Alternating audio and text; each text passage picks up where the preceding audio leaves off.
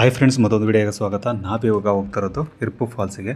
So Nagarahole safari ಮುಗಿಸ್ಕೊಂಡು ನಾವು ಸೀದಾ ಇರ್ಪು ಫಾಲ್ಸ್ ಹೋಗ್ತಿರೋದು. ಇದು ನಾಗರಹೊಳೆಯಿಂದ 30 ಕಿಲೋಮೀಟ್ರ್ ಆಗುತ್ತೆ ಮತ್ತು ವಿರಾಜಪೇಟೆಯಿಂದ 43 ಕಿಲೋಮೀಟ್ರ್ ಆಗುತ್ತೆ.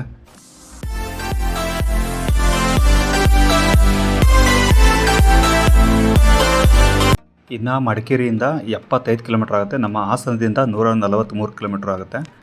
ನೋಡ್ಬೋದು ವ್ಯೂಸು ಇಲ್ಲಿಂದಲೇ ಕಾಣೋಕ್ಕೆ ಶುರುವಾಗುತ್ತೆ ಮತ್ತು ಪಾರ್ಕಿಂಗ್ ಲಾಟೆಲ್ಲ ಇಲ್ಲಿಂದಲೇ ಕಾಣುತ್ತೆ. ಸ್ವಲ್ಪ ಈ ಜಾಗ ಹೈಟ್ ಇರೋದ್ರಿಂದ ಸ್ವಲ್ಪ ಡೌನಿಗೆ ಹೋಗ್ಬಿಟ್ಟು ಇಲ್ಲಿ ದೊಡ್ಡ ಗಾಡಿಗಳನ್ನ ಯೂ ಟರ್ನ್ ತೊಗೊಳ್ಳೋದಾಗಲಿ ಕ್ರಾಸ್ ಮಾಡೋದಾಗಲಿ ಸ್ವಲ್ಪ ಕಷ್ಟ, ಯಾಕಂದರೆ ಕರು ತುಂಬ ಚಿಕ್ಕದಾಗಿದೆ ನೋಡ್ಬೋದು ಈ ಜಾಗದಲ್ಲಿ. ಸೊ ಇಲ್ಲಿ ಬಂದರೆ ಸ್ವಲ್ಪ ಹುಷಾರಾಗಿ ಹೋಗಿ ಅಂತಲೇ ಹೇಳ್ತೀನಿ. ಈ ಜಾಗದಲ್ಲಿ ಜಾಸ್ತಿ ಗಾಡಿಗಳನ್ನ ಟರ್ನ್ ಮಾಡೋಕ್ಕಾಗಲ್ಲ, ಚಿಕ್ಕದಾಗಿದೆ. ಇನ್ನು ಇರ್ಪು ಫಾಲ್ಸ್ ಬಂದು ತುಂಬ ಅಂದರೆ ತುಂಬ ಬ್ಯೂಟಿಫುಲ್ ಆಗಿದೆ. ಮತ್ತು ಏನು ಪೊನ್ನಂಪೇಟೆ ಇದೆ, ಪೊನ್ನಂಪೇಟೆ ತಾಲೂಕಿಗೆ ಸೇರುತ್ತೆ ಇದು.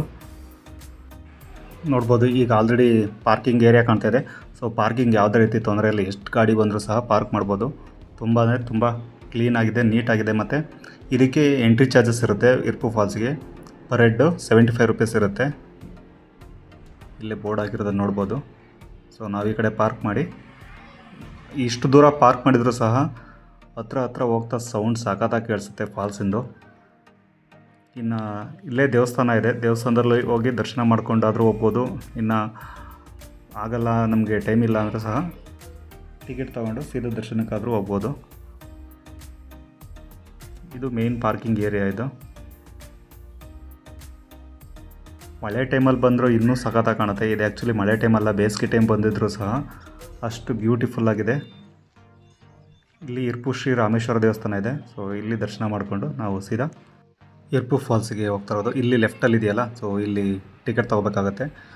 ಟಿಕೆಟ್ ತೊಗೊಂಡು ನಾವು ಹೋಗ್ಬೇಕಾಗತ್ತೆ. ಬಟ್ ಇಲ್ಲೇನು ಅಂದರೆ ಫೋನ್ಪೇ ಎಲ್ಲ ಇಲ್ಲ, ಕ್ಯಾಶೇ ಕೊಡಬೇಕು ಅಂತಾರೆ. ಮತ್ತು ಯಾವುದೇ ರೀತಿ ಪ್ಲಾಸ್ಟಿಕ್ ಆಗಲಿ ಯಾವುದು ಸೋಪು ಶಾಂಪು ಯಾವುದು ತೊಗೊಳೋಂಗಿಲ್ಲ, ಎಲ್ಲ ಇಲ್ಲೇ ಚೆಕ್ ಮಾಡೇ ಬಿಡ್ತಾರೆ. ಹೋಗ್ಬೋದು ಸೀದಾ ಒಂದೇ ರೋಡು, ಆರಾಮಾಗಿ ಹೋಗ್ಬೋದು, ಎಲ್ಲೂ ಗೊತ್ತಾಗಲ್ಲ ಅನ್ನೋ ಥರ ಏನಿಲ್ಲ. 1 ಕಿಲೋಮೀಟ್ರು ಟ್ರೆಕ್ಕಿಂಗ್ ಇರುತ್ತೆ. ಟ್ರೆಕ್ಕಿಂಗ್ ಆದಮೇಲೆ ನಮಗೆ ಫಾಲ್ಸು ಸಿಗುವಂಥದ್ದು. ನೋಡ್ಬೋದು ಇಲ್ಲೊಂದು ಬ್ರಿಡ್ಜ್ ಬರುತ್ತೆ. ಮಳೆ ಟೈಮಲ್ಲಿ ಬಂದರೆ ಈ ಬ್ರಿಡ್ಜ್ ಅಡಿ ನೀರು ಹೋಗಬೇಕಾದ್ರೆ ತುಂಬ ಅಂದರೆ ತುಂಬ ಚೆನ್ನಾಗಿ ಕಾಣುತ್ತೆ. ಬಟ್ ಬೇಸಿಗೆ ಟೈಮಲ್ಲಿ ಬಂದರೂ ಸಹ ಅಷ್ಟೇ ತಂಪಾಗಿ ವಾತಾವರಣ ತುಂಬ ಅಂದರೆ ತುಂಬ ಚೆನ್ನಾಗಿದೆ. ಮತ್ತು ಏನು ಸ್ಪೆಷಲ್ ಅಂದರೆ ಇಲ್ಲಿ ಫಾಲ್ಸ್ ಹತ್ರ ಬೇರೆ ಫಾಲ್ಸ್ಗಳಲ್ಲಿ ನಾವು ನೋಡಿದ್ದೀವಿ, ಸ್ವಲ್ಪ ಬೇಸಿಗೆ ಟೈಮಲ್ಲಿ ಅಷ್ಟೊಂದು ಕೋಲ್ಡ್ ಇರೋಲ್ಲ ನೀರು. ಬಟ್ ಇಲ್ಲಿ ತುಂಬ ಅಂದರೆ ತುಂಬ ಕೋಲ್ಡ್ ಇರುತ್ತೆ. ಈ ಫ್ರಿಡ್ಜಿಂದ ಏನು ವಾಟ್ರ್ ತೆಗೆದ್ರೆ ಹೆಂಗಿರುತ್ತೆ ಅದೇ ರೀತಿಯೇ ಇರುತ್ತೆ. ಈ ಬ್ರಿಡ್ಜ್ ಆದಮೇಲೆ ಸ್ವಲ್ಪ ದೂರ ಸ್ಟೆಪ್ಸ್ ಹತ್ಕೊಂಡು ಹೋಗಬೇಕು.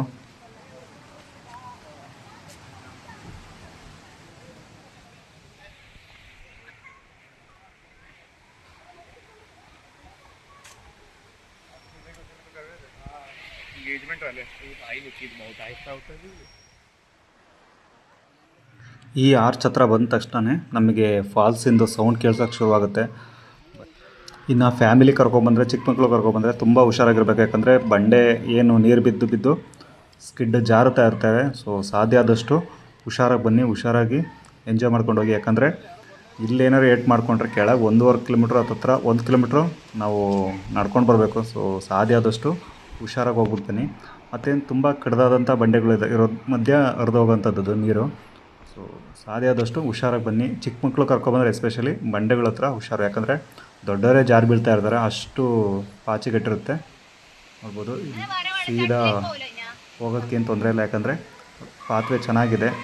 ಅಲ್ಲಿ ಮೇಲೆ ಹೋಗೋವ್ರಿಗೂ ಯಾವುದೇ ರೀತಿ ಏನು ಹತ್ತಕ್ಕಾಗೋದೇ ಇಲ್ಲ ಅನ್ನೋ ಥರ ಏನಿಲ್ಲ, ಚೆನ್ನಾಗಿದೆ. ಬಟ್ ಇಲ್ಲೆಲ್ಲ ನೀರು ಕಮ್ಮಿ ಇದ್ದಾಗ ಎಂಜಾಯ್ ಮಾಡ್ತಿರ್ತಾರೆ. ಬಟ್ ನೀರು ಜಾಸ್ತಿ ಇದ್ದಾಗ ಆಗಲ್ಲ, ಯಾಕಂದರೆ ಅಷ್ಟು ಫೋರ್ಸಾಗಿ ಈಗಲೂ ಸಹ ಬೇಸಿಗೆಲೂ ಅಷ್ಟು ಜೋರಾಗಿ ನೀರು ಬೀಳ್ತಾ ಇರುತ್ತೆ. ಅದಡಿ ಹೋಗಿ ನಿಂತ್ಕೊಳ್ಳೋಕ್ಕೆ ಕಷ್ಟ ಆಗುತ್ತೆ.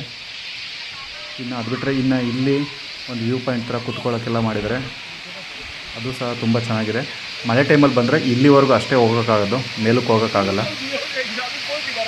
ಇಲ್ಲೆಲ್ಲ ಎಂಜಾಯ್ ಮಾಡ್ತಿರ್ತಾರೆ. ಬಟ್ ಅದೇ ನೀರು ಬೀಳಬೇಕಾದ್ರೆ ಜಾಸ್ತಿ ಹೋಗೋಕ್ಕಾಗಲ್ಲ. ಸಾಧ್ಯ ಆದಷ್ಟು ಮಕ್ಕಳು ಕರ್ಕೊಬಂದರೆ ಹುಷಾರಾಗಿರಿ, ಯಾಕಂದರೆ ಬಂಡೆಗಳು ಯಾವುದು ಫ್ಲ್ಯಾಟ್ ಆಗಿರಲ್ಲ, ತುಂಬ ಚೂಪಾಗಿರೋವಂಥ ಬಂಡೆಗಳು ಇರುವಂಥದ್ದು. ಸೊ ಏನಾದರೂ ಮಿಸ್ಸಾಗಿ ಸಣ್ಣ ಪುಟ್ಟದ್ದು ಹೆಚ್ಚು ಕಮ್ಮಿ ಆಯಿತು ಅಂದರೂ ಸಹ ತುಂಬ ದೊಡ್ಡ ಹೊಡೆತ ಬೀಳೋದಂತೂ ಸತ್ಯ, ಯಾಕಂದರೆ ಅಷ್ಟು ಚೂಪಾಗಿರ್ತವೆ ಬಂಡೆಗಳು. ನೋಡ್ಬೋದು ಇದೇ ಫಾಲ್ಸು. ಇದು ಬೇಸಿಗೆ ಟೈಮಲ್ಲೇ ಇಷ್ಟು ಬೀಳ್ತಾ ಇರುತ್ತೆ. ಬಟ್ ಮಳೆ ಟೈಮಲ್ಲಿ ಬಂದ್ರಂತೂ ಕಣ್ಣಿಗೆ ಹಬ್ಬ ಅಂತಲೇ ಹೇಳ್ಬೋದು. ಅಲ್ಲಿವರೆಗೂ ಹೋಗೋದಕ್ಕೆ ಏನು ಕಬ್ಬಿಣದ್ದು ಸ್ಟೆಪ್ಸ್ ಥರ ಮಾಡಿದ್ದಾರೆ. ಇಲ್ಲೆಲ್ಲ ಹೋಗಿ ನೀರಲ್ಲಿ ಆಟ ಆಡ್ಕೊಂಡು ಬರ್ಬೋದು. ಮತ್ತಿನ್ನು ಇಲ್ಲಿ ಆ ಕಡೆ ಈ ಕಡೆ ಏನು ಸ್ಟೆಪ್ಸ್ ಥರ ಇದೆ ಅಲ್ಲಿ ಕೆಳಗೆ ಇಳಿದು ಸಹ ಸ್ನಾನ ಮಾಡೋದು, ಬಟ್ ಅದೆಲ್ಲ ಜಾರುತ್ತೆ, ಪಾಚಿಗಿಟ್ಟಿರುತ್ತೆ. ಸಾಧ್ಯ ಆದಷ್ಟು ಹುಷಾರಾಗಿ ಹೋಗ್ಬಿಟ್ಟು ಬನ್ನಿ. ಮತ್ತು ಸಾಧ್ಯ ಆದಷ್ಟು ಪ್ಲಾಸ್ಟಿಕ್ಕನ್ನು ತಗೊಂಡೋಗಿ ಇಲ್ಲಿ ಹಾಕೋದನ್ನು ಕಡಿಮೆ ಮಾಡಿ ಅಂತಲೇ ಹೇಳ್ತೀನಿ. ಯಾಕಂದರೆ ಚೆಕ್ ಮಾಡೇ ಬಿಡ್ತಾರೆ ಎಲ್ಲ ಬ್ಯಾಗ್ಗಳ್ನೂ ಸಹ, ಬಟ್ ಏನಾದರೂ ಮುಚ್ಚಿಟ್ಕೊಂಡು ತಗೊಬಂದರೆ ಇಲ್ಲಿರುವಂಥ ಪ್ರಕೃತಿ ಸೌಂದರ್ಯನ ಹಾಳು ಮಾಡುವ ಅಂತ ಹೇಳಕ್ಕೆ ಇಷ್ಟಪಡ್ತೀನಿ. ಇನ್ನು ಇಲ್ಲೆಲ್ಲ ಟ್ರಿಪ್ ಎಲ್ಲ ಮುಗಿಸ್ಕೊಂಡು ನಾವು ಸೀದಾ ಏನು ನಮಗೆ ಊಟದ ವ್ಯವಸ್ಥೆ ಆಗಿತ್ತು ನಾವು ಅಲ್ಲಿಗೆ ಹೋಗ್ತೀವಿ.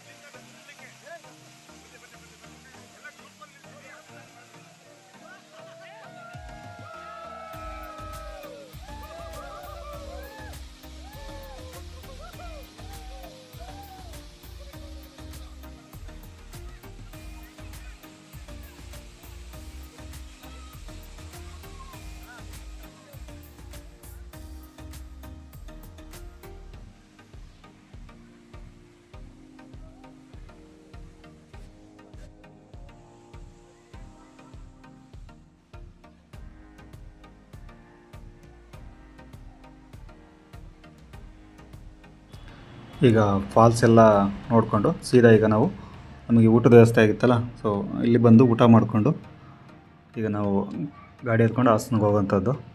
ಸೊ ಈ ವಿಡಿಯೋ ನಿಮ್ಗೆ ಇಷ್ಟ ಆಗಿದೆ ಅಂತ ಅನ್ಕೋತೀನಿ. ಈ ವಿಡಿಯೋ ಇಷ್ಟ ಆಗಿದೆ ಸಾಧ್ಯ ಆದಷ್ಟು ಶೇರ್ ಮಾಡಿ. ಮತ್ತು ಇದು ಟೈಮಿಂಗ್ಸ್ ಬಂದು ಬೆಳಗ್ಗೆ ಬೇಗನೆ ಓಪನ್ ಆಗುತ್ತೆ ಮತ್ತು ಸಂಜೆ 6 ಗಂಟೆಗೆ ಕ್ಲೋಸ್ ಆಗಿಬಿಡುತ್ತೆ. ಬೆಳಗ್ಗೆ ಬೇಗ ಅಂದರೆ 8-9 ಗಂಟೆಗೆಲ್ಲ ಓಪನ್ ಆಗಿರುತ್ತೆ, ಬಟ್ ಸಂಜೆ ಬೇಗ ಕ್ಲೋಸ್ ಆಗುತ್ತೆ. ಸೊ ಸಾಧ್ಯ ಆದಷ್ಟು ಹೋದರೆ ಎಂಜಾಯ್ ಮಾಡ್ಕೊಬನ್ನಿ. ತುಂಬ ಅಂದರೆ ತುಂಬ ಚೆನ್ನಾಗಿದೆ.